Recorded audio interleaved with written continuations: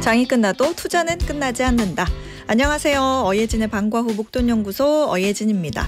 8월 18일 월요일 오늘 시장 많이 빠졌네요.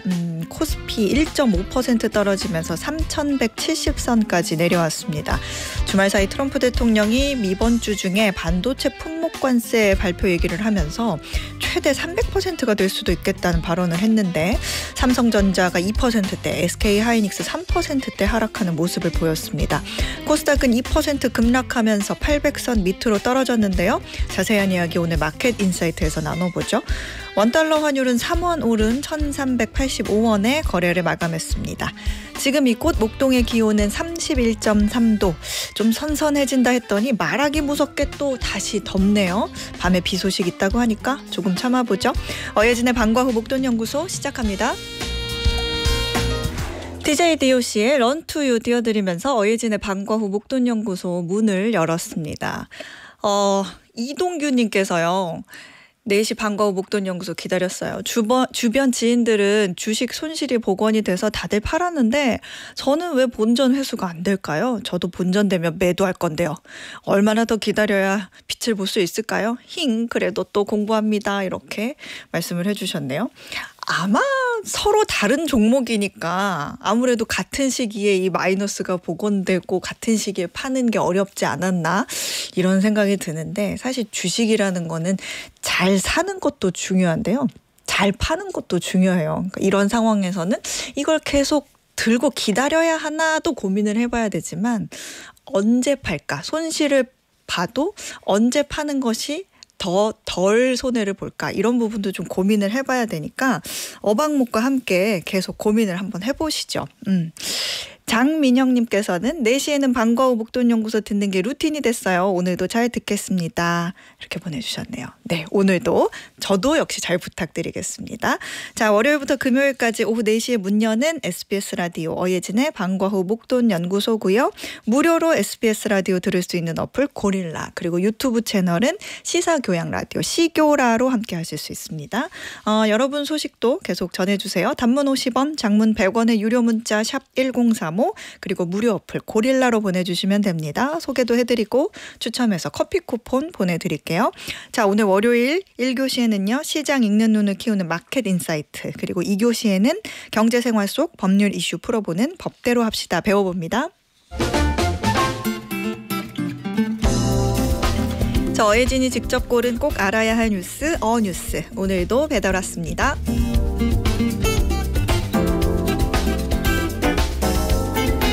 어린이날이 매년 5월 5일이 아닌 매주 5월 첫째 주 월요일이면 어떨까요? 매년 어김없이 이날은 연휴가 될 테니 국내 여행도 가고 돈도 더 쓰게 될까요? 정부가 월요일이나 금요일을 공휴일로 지정하는 요일제 공휴일을 고민하는 것 같습니다. 3.1절, 광복절처럼 날짜의 상징성이 있는 국경일이 아닌 공휴일들이 대상인데요. 미리 계획을 세울 수 있는 예측 가능한 연휴가 생기면 소비와 생산, 일자리까지 이어지는 선순환에 도움이 된다는 연구 결과도 나왔습니다. 어린이날과 현충일, 한글날 등 3개를 월요일 공휴일로 가정해 계산했더니 사람들이 1년에 6조 원 이상을 더 쓸 것으로 나왔답니다. 신용카드로 따지면 평균 약 10%가량 소비가 느는 효과가 있었는데요. 특히 사람들이 쓰는 돈이 돌고 돌면서 주는 경제 효과의 40% 이상은 음식점이나 숙박업에서 나온다는 계산이 나왔습니다. 이미 미국은 월요일 공휴일법이란 게 있어서 메모리얼 데이는 5월 마지막 주 월요일, 노동절은 9월 첫째 월요일로 정해뒀는데요. 특히 이 두 공휴일은 여름 휴가 시즌의 시작과 끝에서 소비 촉매제 역할을 한다는 평가를 하는 사람도 있습니다.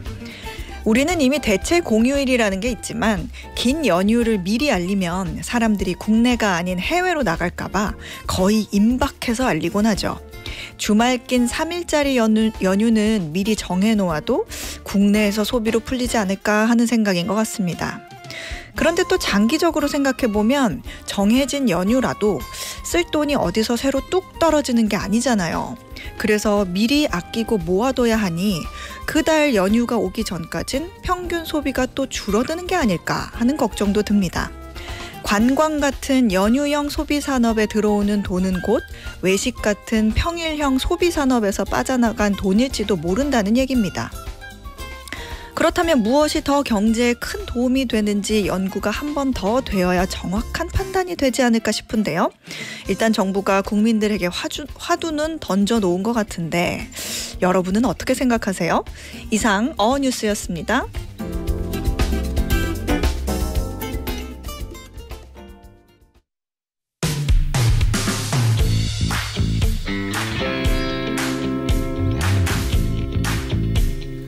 시장 읽는 눈을 키우는 마켓인사이트. 오늘은 NH투자증권 리서치본부 김영환 수석연구원과 함께합니다. 어서 오세요. 네, 안녕하세요. 네, 오늘 시장 많이 빠졌더라고요. 네. 코스피, 코스닥 시장 마감 상황 정리해볼까요?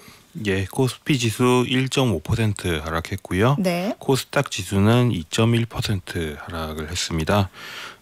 주요 변동 요인은 이제 14일에서 15일 이틀간 한국이 이제 쉬었으니까 네. 그 미국의 이틀간의 상황을 좀 반영했다 이렇게 보는 게 맞을 것 같고요.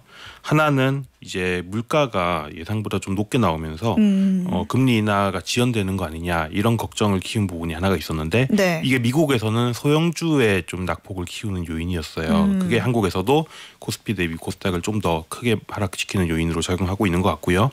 또 하나는 앞서서도 말씀하셨지만은 이제 관세 압박 부분이 조금 작용을 한 것 같습니다. 네. 반도체 품목 관세 얘기도 있고요. 네. 물론 한국 같은 경우는 이 부분에 대해서는 좀 면제 대상일 거라고 예상은 하는데 네. 그것도 확정된 사실은 아니기도 그렇죠. 하고요. 또 한편으로는 철강에 대해서도 품목이 그냥 단지 철강제가 아니라 철강이 원재료로 쓰인 여러 가지 품목들로 품목을 좀 넓히면서 한국이 또 관세를 맞는 범위가 넓어질 수 있겠다 이런 걱정들도 좀 같이 올라간 것 같아요.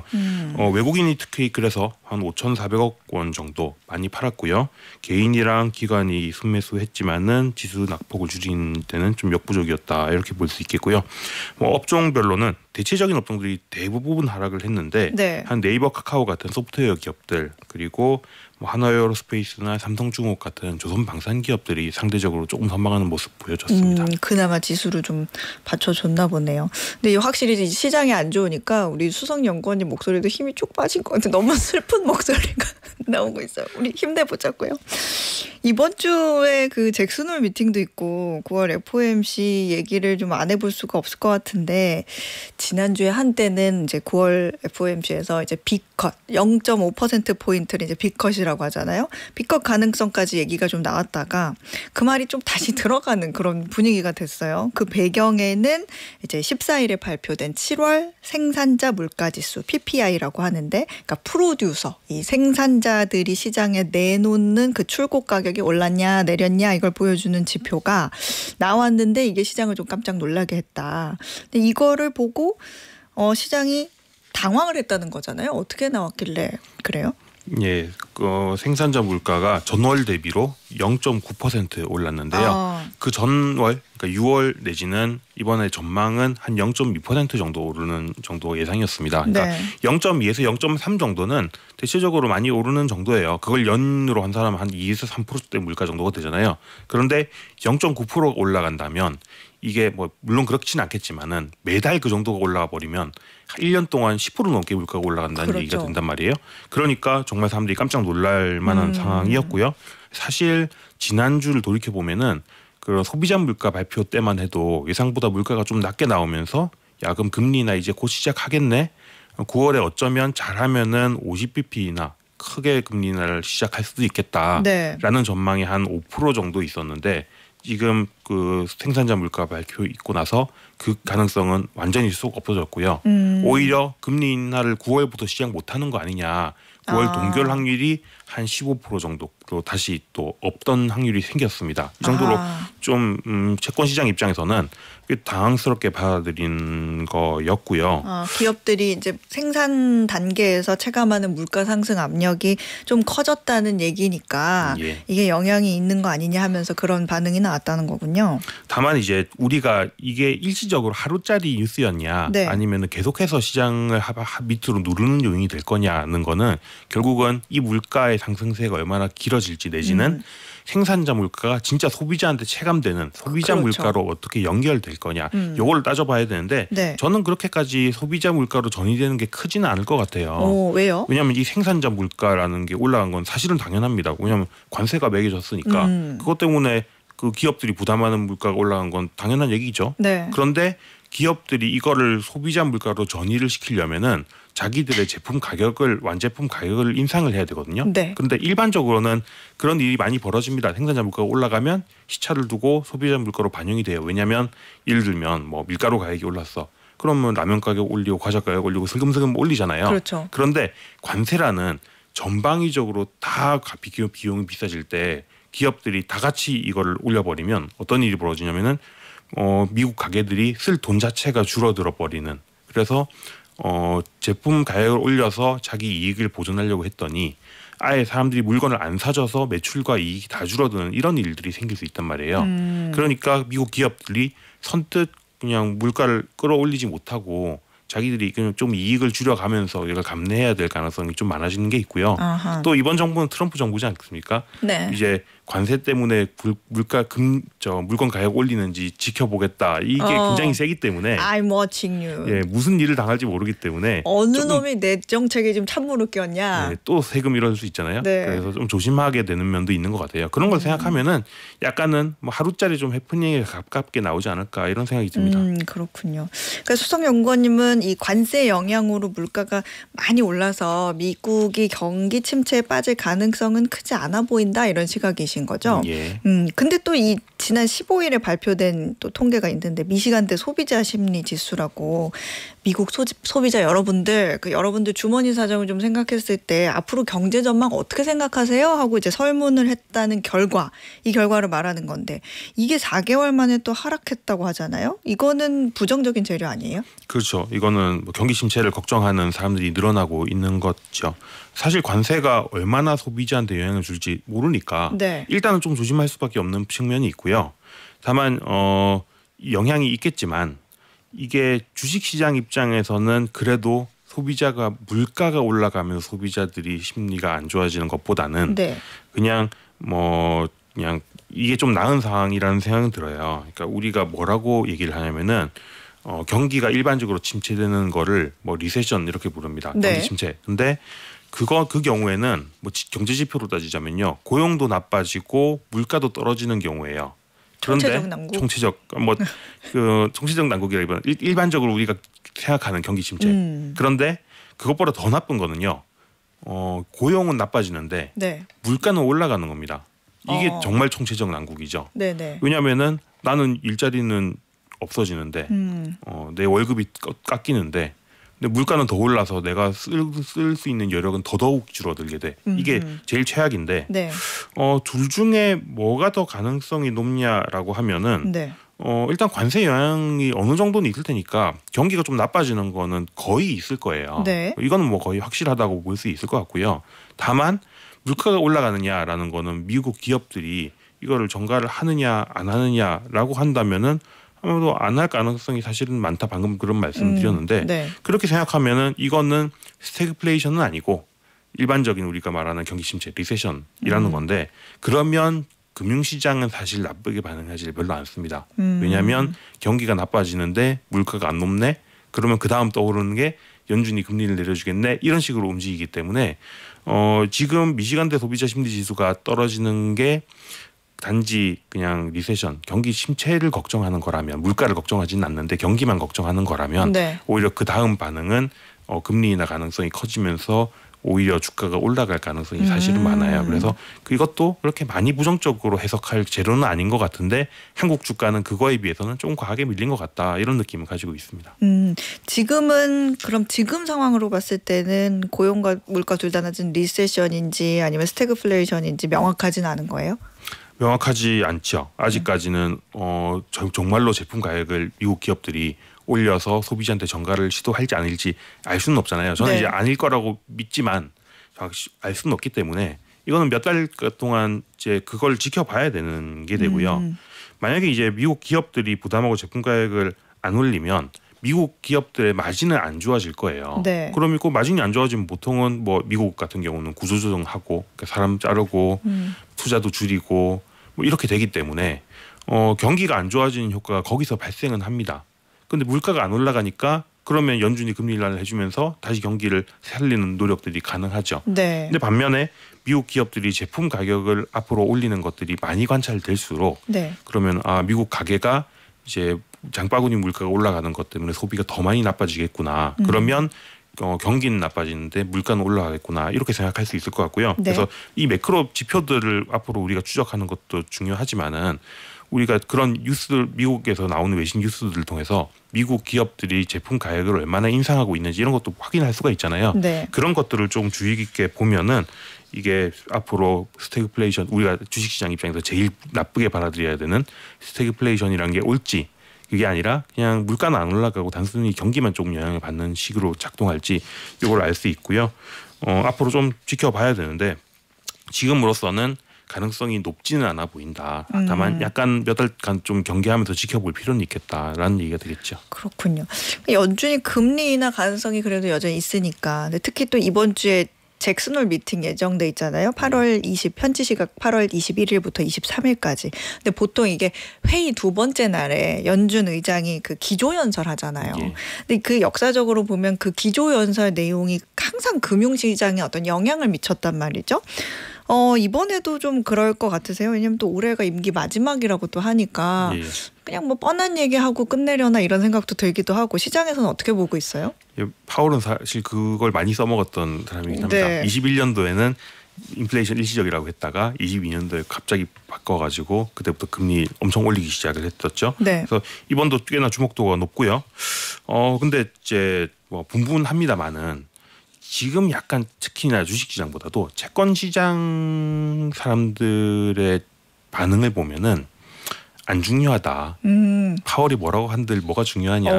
이 약간 레임덕 같은 느낌이 조금 오는 것 같습니다. 그러니까 왜냐하면 이제 임기가 내년 5월까지인데 사실 저 트럼프 정부에서는 올해 연말쯤에는 이미 다음 차기 연준 의장 임명할 거라는 얘기를 하고 있단 말이에요. 네. 그러고 약간 요즘 봐서는 누가 되든 제일 금리 인하를 세게 해줄 것 같은 사람을 임명할 것 같다는 생각을 너무 많이 하고 있잖아요. 네. 그러면 사실 연말쯤 되면은 내년 금리 인하 경로에 대한 사람들의 생각들이 대체로 정해질 거란 말이에요. 네. 그러니까 시장 반응이 조금 밋밋하지 않을까라는 생각은 들고요.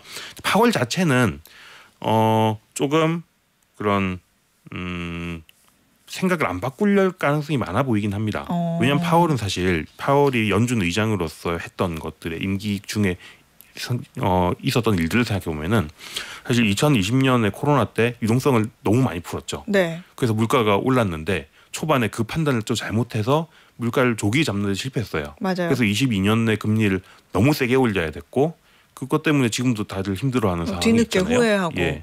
그래서 그 사실은 이제 임기 중에 초중반까지는 이 능력 있는 사람이 맞나라는 의심을 사실 많이 받았어요. 네. 근데 22년 이후에 굉장히 강한 모습을 보이고 그게 물가를 잡는 데 성공을 하면서 파월의 이미지는 사실 인플레이션 파이터로서의 파월의 이미지는 상당히 좋아져 있단 말이에요. 네. 그런데 여기서 또다시 실기를 할 가능성을 만들어 두고 싶으냐? 네. 아니기 쉽죠. 또 한편으로는 지금 그 연준이랑 정부랑 약간 갈등 대립각을 네. 세우고 있지 않습니까? 네. 그 과정에서 파월은 약간 지금 연준 독립성의 수호자 이런 역할을 하고 싶어 하는 것 같아요. 그런데 이번 잭슨홀에서 물러나서 금리 인하 해도 될 것 같아라고 얘기하는 게 약간 모양이 안 좋죠. 그러네요. 심지어 그 모양 안 좋은 걸 감수하고 했는데 만약에 관세 때문에 물가가 올라가면 자기는 이중으로 자기 평판을 더 망치는 일이 된단 말이에요. 그래서 약간 너무 정치적인 해석인지 모르겠지만은 파월 입장에서는 굳이 이번에 스탠스를 바꿀 가능성이 높진 않다. 그리고 금융시장도 그걸 알고 있죠. 하지만 금융시장은 거기에 대해서 별로 신경 쓰지 않고 어차피 뭐 차기가 다 내려줄 건데 파월이 무슨 얘기를 하든 뭐 그렇게까지 중요한가? 이런 식으로 반응할 가능성이 사실은 높지 않나. 그래서 그렇게 따지면은 파월이 돌아서주면 네. 가능성이 낮지만 돌아서주면 호재. 그리고 안 돌아선다 하더라도 그냥 중립 정도 약간 이번 잭슨홀은 주식시장 입장에서는 중립 약간 위 정도로 바라보면 되는 이벤트 아닌가 싶습니다. 그렇군요. 아까 앞에서 우리 관세 압박 이런 얘기도 하셨는데 요거는 결국에는 철강 알루미늄 관세를 말하는 거예요?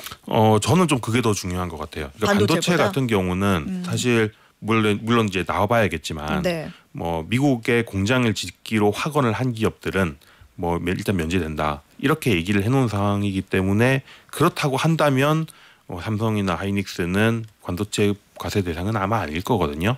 그리고 만약에 이것도 다 포함해서 미국의 공장에서 생산하는 것만 관세 안 물지 해외에서 오는 건 어차피 다 무는 거다 이렇게 하기 시작하면은 네. 사실 200% 관세 반도체에 대한 200% 관세를 미국이 감당할 수 있을까요?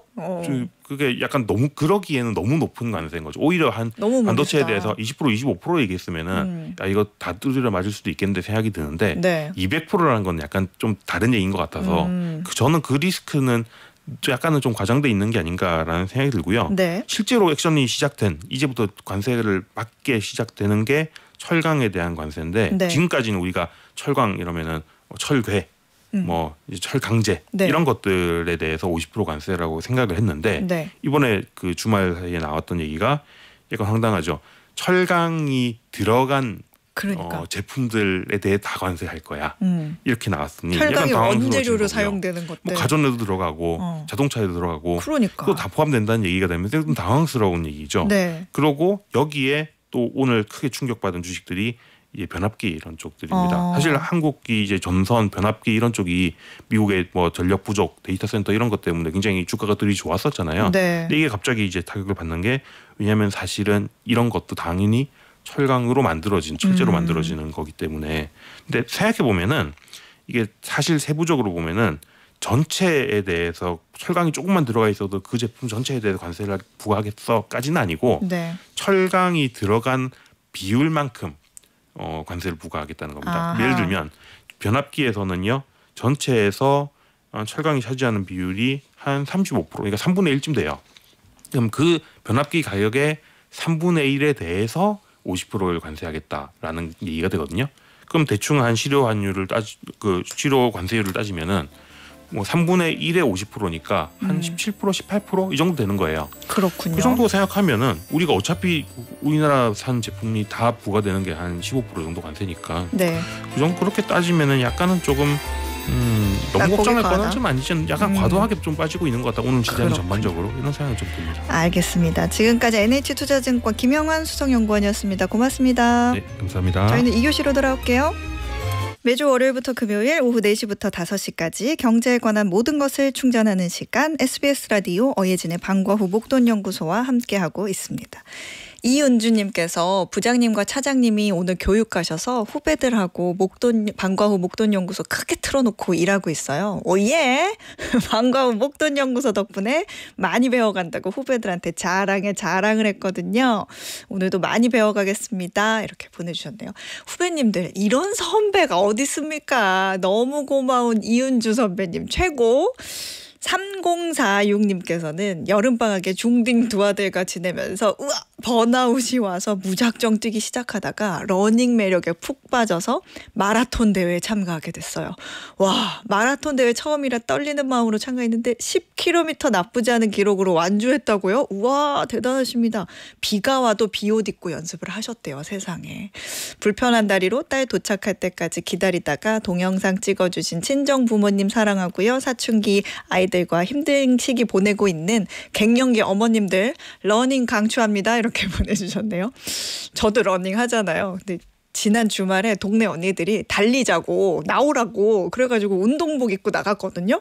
근데 운동장 한 3바퀴 돌게 두더니 자 가자 이러더니 치킨집에 데려가가지고 달리더라고요. 나는 그 달리자는 의도가 아니었는데 그렇게 달리더라고요. 그래서 난 마늘만 먹을 거야 했더니 마늘이랑 닭다리까지 주길래 뭐 그렇게 달렸습니다. 예. 네. 자, 오늘의 퀴즈 풀고 2교시로 넘어가 볼게요.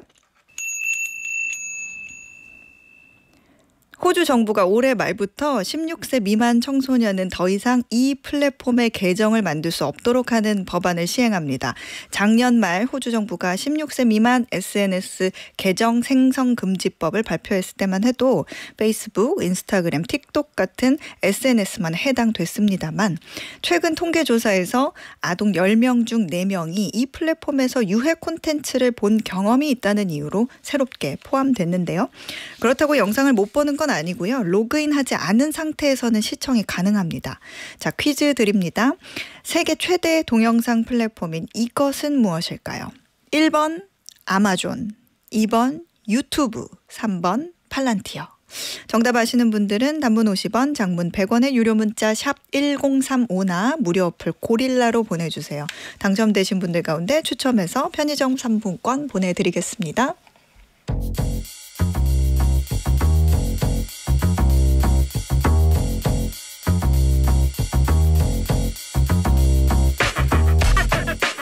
생활에 꼭 필요한 법 이야기 법대로 합시다. 오늘도 법무법인 로윈의 조세영 변호사가 알려드려요. 어서 오세요. 안녕하세요. 조세영 변호사입니다. 네, 변호사님 오늘 어떤 상황에 대해서 어떻게 법의 힘을 한번 빌려볼까요? 네, 오늘은 이혼 이야기 드리려고 하는데요. 이혼. 네, 그중에서도 재산 분할 이야기를 해보려고 합니다. 이게 부부가 함께 살아오면서 모은 재산은 명의가 어느 쪽으로 되어 있든 혼인 기간 동안의 기여도에 따라서 나누게 되는데요. 네. 그 과정에서 뭐 이거는 원래 내 거다. 아니면 나는 돈을 벌었기 때문에 전부 내 몫이다. 이런 주장이 맞부딪히면서 분쟁이 많이 생기는데요. 네. 오늘은 어떤 재산이 분할 대상이 되는지, 또 기여도는 어떻게 따지는지, 그리고 빚이나 연금은 어떻게 나누는지까지 실제 사례와 함께 이야기 나눠보겠습니다.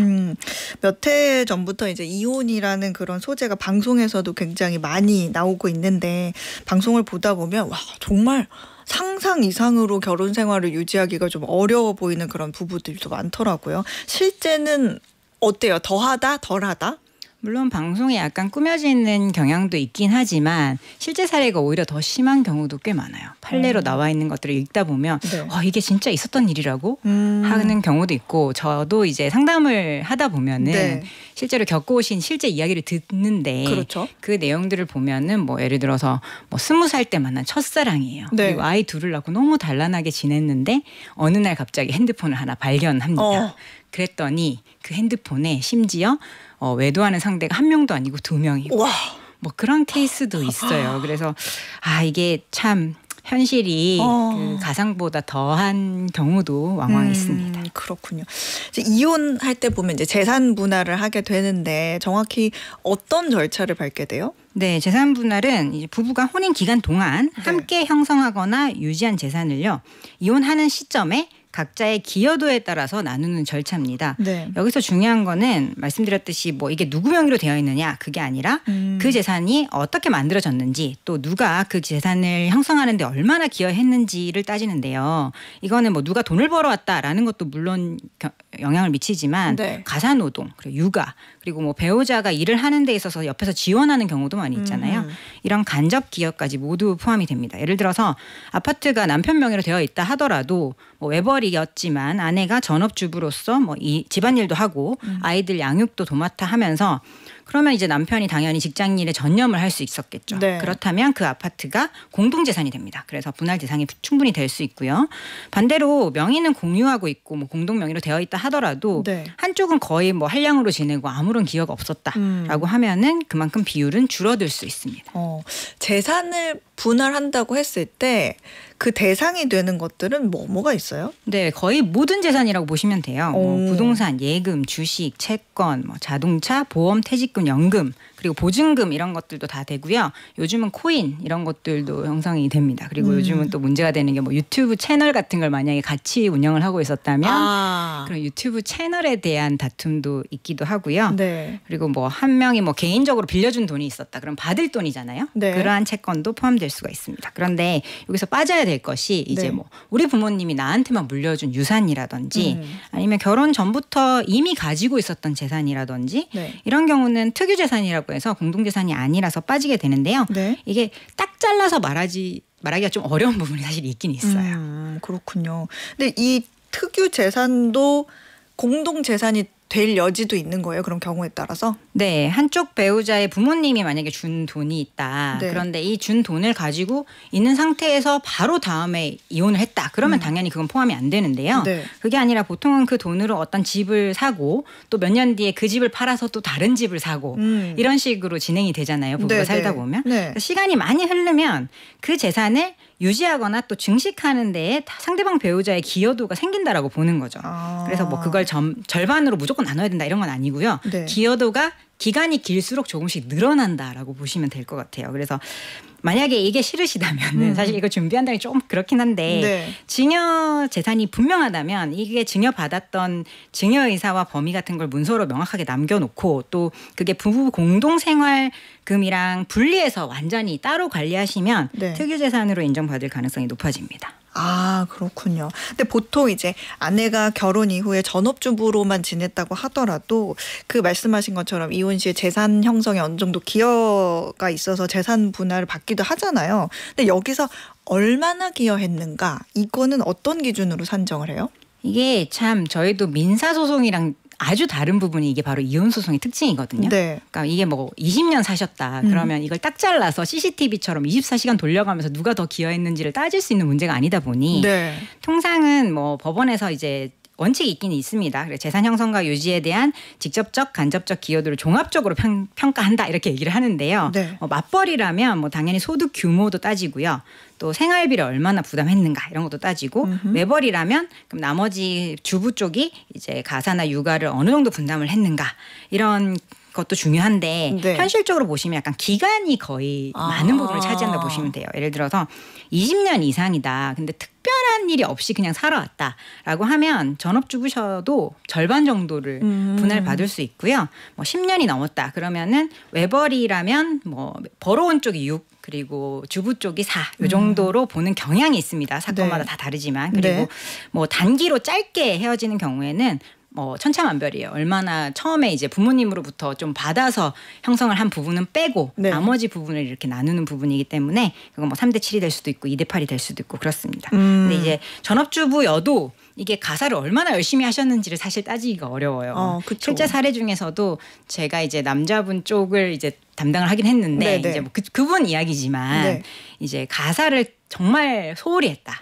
가면 맨날 배달 음식 통만 있고 아이들도 늘 막 편의점에서 먹고 다니고 뭐 와이프는 운동 동호회에 나가서 막 거기에만 열심히 다니고 뭐 그랬다라고 주장을 하셔서 저희도 이제 그 부분을 많이 주장을 했습니다만 네. 이게 입증 자체가 사실 어렵다 보니까 혼인 기간이 10년 이상이셔가지고 그래도 꽤 많이 인정이 됐습니다. 뭐 그런 예를 들어서 그걸 증명해야 된다면 사진을 막 집안 정리 안 된 것들 사진 찍고 배달통 사진 찍고 이렇게 하면 그게 또 증거로도 인정이 돼요? 그렇죠. 그런데 이제 재판부에서 봤을 때는 이게 뭐 한순간에 어질러진 건지 24시간 이렇게 된 건지를 그 상대방은 또 잘 정돈된 사진을 낼 거잖아요. 아하. 그러다 보니까 참 현실적으로는 입증이 어렵기 때문에 그냥 10년 정도 살았다 그러면 대충 이 정도. 뭐 20년 살았다 그러면 한 절반 정도. 그냥 그렇게 보시는 경향이 강한 것 같습니다. 그렇군요. 요즘 우리들끼리 이제 우스갯소리로 빚도 재산이지 이런 얘기 하잖아요. 근데 그런 개념이라면 이 빚이 있어도 이게 재산 분할 대상에 포함이 되는 거예요? 네, 맞습니다. 그 적극 재산에서 소극 재산을 뺀 나머지를 나누는 개념이거든요. 네. 그래서 소극 재산도 나눕니다. 그래서 빚밖에 없으면 빚을 나누셔야 될 수도 있어요. 어머나. 그래서 예를 들어서 뭐 주택담보대출이나 생활비 대출 같은 건 당연히 포함돼서 빠지고요. 네. 그 외에 이제 한쪽 배우자 몰래 뭐 자기가 도박을 하느라 진 빚이라든지 사치를 하느라고 뭐 사채를 끌어다 썼다든지 그런 거는 나눔의 대상이 되지 않지만 네. 이게 저희가 사건을 진행하다 보면은 이게 상대방 모르게 했다 하더라도 예를 들어서 뭐 사업 자금을 대출을 해서 사업을 했어요. 근데 잘 되면 그 재산을 나누실 거잖아요. 네. 근데 사업 대출을 해서 못 되면 그 빚을 그러면 안 나누겠다라는 것은 말이 안 된다라고 보는 거예요. 법원에서는. 그 리스크를 함께 진다. 그래서 뭐 한쪽 배우자가 이게 완전 공동생활과는 완전히 동떨어진 어떤 빚을 졌다면 그건 안 나눠도 되지만 대부분의 경우에는 같이 나눈다라고 보시면 될 것 같아요. 예를 들어서 나중에 재산 분할을 하려고 보니까 남편이 나 몰래 우리 집을 담보로 대출을 엄청 받아놨다더라. 그러면 그 빚은 개인적으로만 썼다고 하면 해당이 안 되고 같이 썼으면 그것도 나눠야 되는 거예요? 그렇죠. 그 대출금을 받아서 어디에 썼느냐 그 용처가 중요하겠죠. 그래서 그 용처가 뭐 나눠야 될 부분이라면 나눠야 됩니다. 또 이런 경우도 있잖아요. 재산이 상대적으로 많은 쪽은 이혼할 때 많이 이제 분할하기가 싫으니까 이혼할지도 모르겠는데 싶어서 이혼 직전에 다른 쪽으로 막 재산을 빼돌리는 거죠. 뭐 차명계좌든 아니면 뭐 현금을 인출하든 어디에 숨겼든 아니면 막 그림을 막 사. 그러면 이런 경우에는 어떻게 돼요? 이때도 뭐 형식적으로 할 수 있는 절차들이 있습니다. 네. 사해행위 취소 소송이라 그래서 사해행위 취소 네, 소송. 채권자 내 재산이죠. 결국은 재산 분할이라는 거는 뺏어오거나 더 받아가는 구조가 아니라 네. 원래 내 재산이었는데 그냥 명의만 다른 사람으로 되어 있던 것을 그냥 내 걸로 다시 가져오는 개념이거든요. 원래 내 거를 가져오는 거예요. 그러니까 내 거를 가져올 수 있는 이 채권을 침해한 거잖아요. 그러니까 사해행위 취소 소송을 제기해서 배우자가 만약에 이혼 직전에 부동산을 뭐 친천 명의로 이렇게 돌려놨다든지 이런 경우가 있으면은 재산분할 회피로 인정이 돼서 뭐 재산 처분 행위 자체를 무효로 만드는 절차가 있긴 있습니다. 네. 그런데 이게 현실적으로 이미 그런 사람이 뭐 이름을 남겨놓을 리가 잘 없잖아요. 그렇죠. 우리가 따라가기도 어려워요. 그렇다면 이런 처분 행위를 사전에 막지 못하면 없어진 재산을 사실 찾아오기가 굉장히 어렵습니다. 판결로 만약에 그걸 인정이 된다 하더라도 이 사람 앞으로 되어 있는 재산이 없으면 집행이 안 되거든요. 뭐 판결은 이길 수 있어도 돈을 못 가져오는 거예요. 그러니까 그래서 미리 이혼을 하실 것 같으면 가압류를 꼭 하셔야 됩니다. 가압류. 네, 가압류를 하고 시작을 해야 되고요. 그리고 애초부터 명의도 중요해요. 왜냐하면 아파트 같은 경우에 만약에 2분의 1이다. 적어도 3분의 1 지분이라도 가지고 있으면 일부 지분에 대한 처분이 어렵잖아요. 네. 주택의 경우에는. 그렇죠. 그래서 그런 효과도 있는 거예요. 그래서 일방 명의로 되어 있는 단독 명의보다는 뭐 재산을 좀 공동 명의로 해놓으신 쪽이 이런 걸 조금 방지할 수가 있습니다. 이혼 직전에 재산 처분이 무효라고 하셨는데 그 직전이라는 건 어느 정도 기간 아니어야 한다는 기준이 있어요? 그러니까 어느 정도 파탄의 이제 경향이 보인다. 그 이후에 뭐 별거에 이르렀는데 별거 직전이라든지 별거 네. 직후라든지 이 정도 되면 인정이 될 수는 있습니다. 앞서 이 연금도 재산 분할 대상이 된다고 하셨는데 자격 요건이 좀 있을 것 같거든요. 어떻게 돼요? 네, 국민연금법에 따라서요. 이게 뭐 그 사람이 가지고 있는 국민연금을 전부 다 우대로 나눌 수 있는 건 아니고 네. 그 혼인 기간 중만 따지는 거예요. 그러니까 전체 가입 기간이 예를 들어서 25년이었다. 그런데 배우자와 함께한 가입 기간이 뭐 또 20년이었다. 그러면은 전체 국민연금 금액이 1억이라면 그 중에서 이제 25년분의 20년 따져서 그 중에 반. 그래서 8천만 원의 절반인 4천만 원 정도를 이제 수령하실 수가 있는데 이것도 무조건 바로 이혼하고 나서 바로 받을 수 있는 게 아니고 이제 배우자였던 그 전 배우자가 노령연금 수급권자가 돼야 되고요. 그리고 내 나이도 60세가 되어야 청구를 해서 받으실 수가 있습니다. 그렇군요. 왜 이런 경우도 있잖아요. 부부싸움 할 때 자이든 타이든 내가 한 번만 더 도박을 하면 사람이 아니야. 그때는 진짜 내가 전 재산 다 포기하고 다 넣어줄게. 이러면서 막 각서를 막 쓰잖아요. 네. 근데 이런 각서가 사실 뭘 작정하고 쓴 게 아니더라도 좀 이혼할 때 보니까 이게 있네? 하면서 이거를 들이내면서 그 이후에 또 도박을 했다. 그러니까 이거 전 재산 포기해라고 이렇게 내밀었을 때 법적 효력이 있나요? 아쉽게도 그 문구 그대로의 효력은 발휘가 안 됩니다. 그러니까 이혼으로 인한 재산 분할 청구권은 이혼을 전제로 가지는 거거든요. 그래서 혼인 중에 내가 잘못했으니까 뉘우치는 의미에서 뭐 재산 분할 포기 각서를 쓴다든지 이런 효과는 법적으로 발생하진 않아요. 그런데 이게 없는 것보다는 있는 게 좋은 게 네. 얼마나 큰 잘못을 했으면 재산을 포기하겠다, 전 재산을 포기하겠다는 각서를 스스로 썼을까요? 그러니까 그러한 어떤 치명적인 귀책 사유를 입증하는 자료는 될 수 있기 때문에 뭐 이걸 써도 될까요?라고 물어보시는데 쓸 수 있으면 모든 걸 쓰십시오. 그게 다 서류로 남아 있는 거는 그냥 말로만 한 것보다는 훨씬 더 그래도 재판부에서 영향을 미치기 때문에 소송 전에 이런 서류들이 있으면 좋습니다. 그렇군요. 이게 집 같은 거는 그 재산 분할을 할 때 그때 매매한 가격을 기준으로 하는 게 아니라 이혼 당시의 시가를 기준으로 하는 거죠? 네, 맞습니다. 소송에 있어서 이 부동산의 이제 등락도 상당히 중요한데요. 그러니까요. 보통은 언제가 기준이 되냐면 이제 사실심 변론 종결시라 그래서 네. 이제 우리가 재판을 하다 보면 이제는 변론을 종결하고 다음 달 며칠에 판결을 선고합니다 하는 날이 있어요. 그날을 기준으로 본다고 하는데 네. 그게 뭐 그날을 기준으로 딱 정해진다는 표현보다는 소송 중에 이제 감정이라든지 아니면 KB 시세 등을 내서 서로 간에 협의한 시가라는 게 나와요. 그 재판 중에 나오는 시가를 따지는 거거든요. 그래서 뭐 이런 거 많이 다투세요. 예를 들어서 별거를 많이 하고 그 다음에 이혼을 하는 경우에는 네. 이제 별거 당시에 시세가 있었는데 다 이제 별거 한 이후에 갑자기 시세가 너무 올랐다. 그럴 수도 그러면 있죠. 소유자 입장에서는 낮은 금액을 기준으로 이제 나누고 싶어 하고 명의가 없는 쪽에서는 현 시세, 오른 시세를 기준으로 나누고 싶어 하는데 그래서 이게 저희도 재산을 분할을 하다 보면은 이게 부동산을 읽는 능력도 좀 필요해요.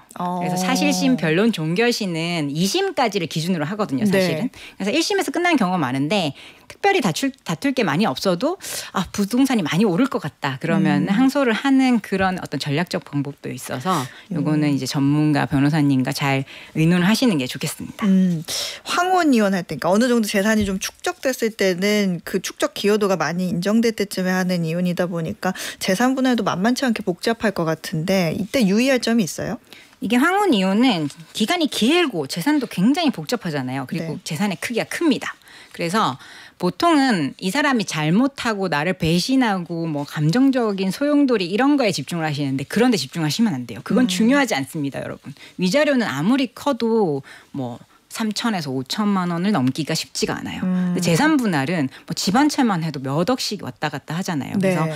재산 분할에 완전히 집중을 하셔야 되고 특히 혼인 기간이 길수록 황혼 네. 이혼일수록 재산 분할에 집중하셔야 되고 은닉한 재산이 없는가 찾는 그런 절차에 집중을 하셔야 돼요. 그래서 뭐 장기간 혼인으로 재산을 형성한 경우에는 사실은 거의 반반. 이라고 보시면 되기 때문에 과연 그렇다면 현 재산이 얼마나 있는가 찾는 데 집중하면 돼요. 재판 중에도 찾는 방법들이 많이 있거든요. 뭐 재산 조회를 한다든지 아니면 예금 조회를 한다든지 이런 방법을 통해서 가지고 있는 재산을 최대한 많이 찾아내서 나누는 데에 이제 집중하시는 게 좋겠습니다. 재산 분할할 때 부부간에 이게 세금 발생해요?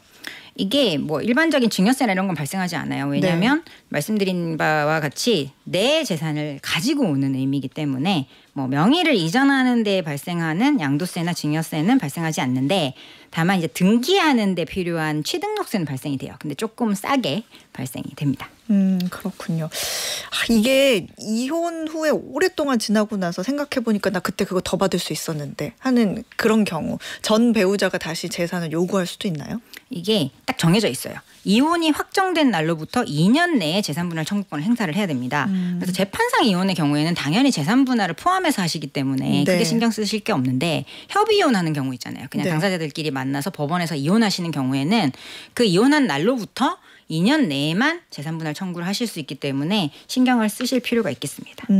사실 이렇게 막 증거 모아놓고 이렇게 신경 쓰고 하는 것도 참 슬프긴 한데 재산분할 분쟁 줄이려면 어떻게 해야 될까요? 네, 혼인 중에 이혼을 준비하시라고 말씀드리는 건 아니고요. 네. 일단은 서로 간의 재산 형성과 사용 내역을 투명하게 관리하는 게 중요하겠죠. 그리고 상속받거나 증여받은 재산은 별도의 계좌에 보관을 해서 오해받지 않도록 관리하시는 게 좋겠고 그 외에도 뭐 약간의 다툼이 있다면 재산부터 정리를 해서 서로 간에 투명하게 열어놓고 잘 나누시게 되면 분쟁을 방지할 수 있겠습니다. 그렇군요.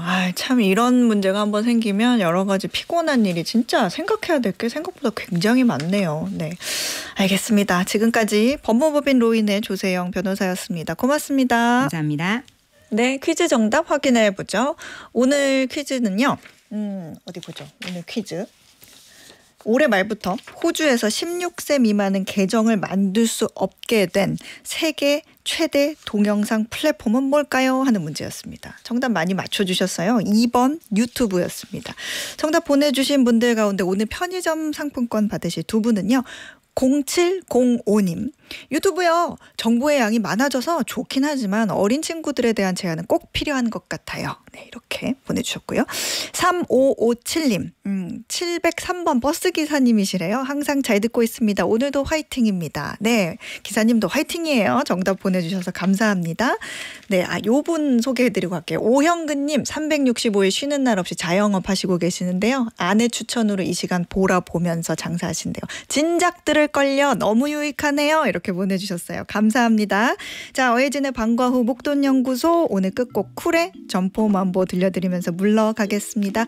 저는 내일 오후 4시에 다시 찾아올게요. 고맙습니다.